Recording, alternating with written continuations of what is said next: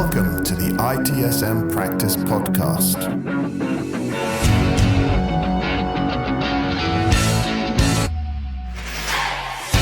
Hello, you are tuned into the ITSM Practice Podcast with me, Luigi Ferri. In this episode, we explore the dynamic world of ITIL swarming with Stefano, an expert in melding traditional practices with innovative approaches. He will guide us through how swarming can streamline incident and problem management, pushing the boundaries of what we thought possible in IT service delivery. Prepare to be inspired by a collective approach to challenges. Set, aim, go. Hi everyone, thank you all for listening and thank you Luigi for having me on your podcast. My name is Stefano, I'm a certified ITIL master and Prince 2 practitioner, and on today's episode I'd like to talk to you about one of my favorite topics when I teach ITIL, that is, swarming. What is that? Well, if you Google it, you'd probably get lots of information about bees. That's because swarming is what bees do when they move together. But this image of worker honeybees working together to achieve a common goal is what inspired the Consortium for Service Innovation to develop a new kind of swarm, the one we're about to explore together, which is a new, different way to deliver incident and problem resolution quickly and effectively.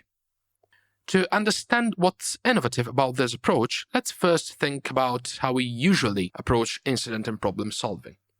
In most organizations, actually the vast majority of them, it follows a tiered structure. There's Tier 1, which is the people in direct contact with the customers, or directly exposed to event alerts raised by software and equipment. These people might solve simple issues or implement standard changes. And if your organization invested in their upskilling, they might even solve some mildly complex issues. But even then, solving incidents and problems is not their full-time job. They have other priorities, and they can't possibly have all the skills it needs to tackle all the issues themselves. So what happens is that sometimes, or maybe many times, they will have to inevitably escalate to Tier 2 and beyond. This is where you'll find support teams. There might be several of them, for instance, one for software, one for infrastructure, and so on.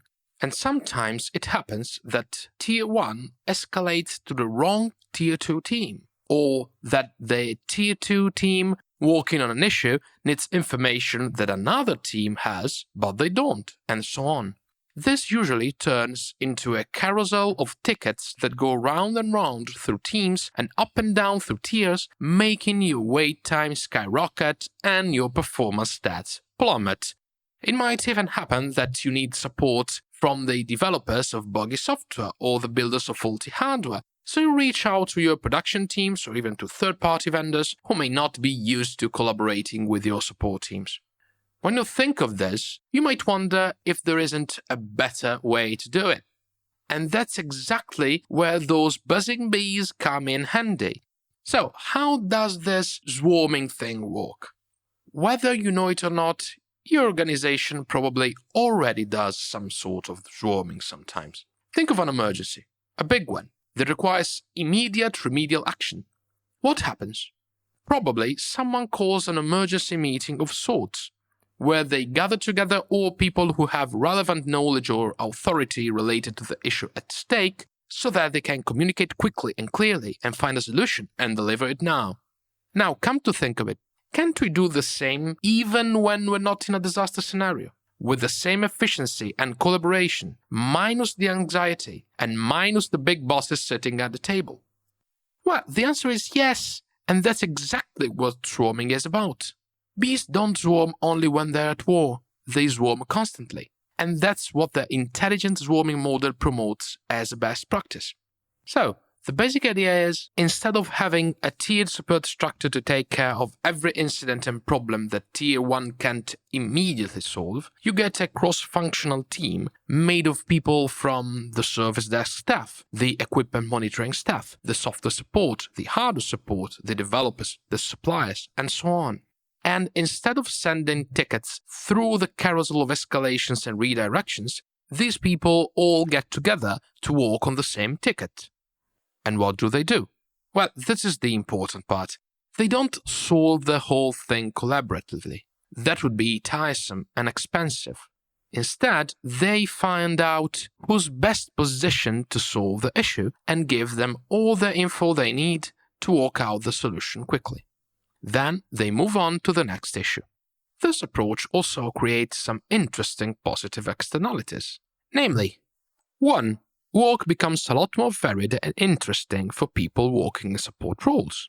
2. Juniors get exposed to a lot more complexity and gain experience from the seniors a lot more quickly. 3. Information gets shared a lot more so that more of it becomes common knowledge across operational areas. 4. Issues are tackled from a broader range of perspectives, making it a lot easier to devise solutions via lateral thinking. Now, you're probably thinking this sounds a bit utopian, something it'd be so great to do, but really hard to implement in real life.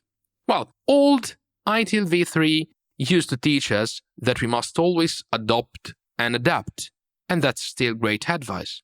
Not all swarms should take all the tickets all the time. In fact, in most cases, retraining and upskilling the people staffing the service desk and event management teams is a much more effective way to improve performance in dealing with incidents and problems.